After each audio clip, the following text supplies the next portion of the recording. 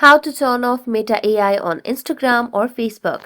Hello everyone, welcome to this channel. I'm here to help you out today, so without any delay, let's get started.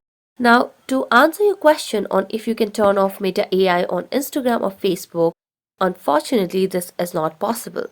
The feature to turn off Meta AI on Facebook or Instagram is not given. However, if you want to unaccess or just remove this Meta AI thing from your Instagram or Facebook, what you can do is simply launch the older versions of the Instagram or Facebook application. So you can just go to the Play Store application and search for Instagram over here. See if there are any updates, and since it has always been updated, so you can just make a long press on Instagram and then tap on app info. As you tap on app info, it will lead us to a new page where you can see the option of the uninstall option. So you can uninstall and then reinstall the older version of Instagram application. So that will have the Meta AI feature turned off.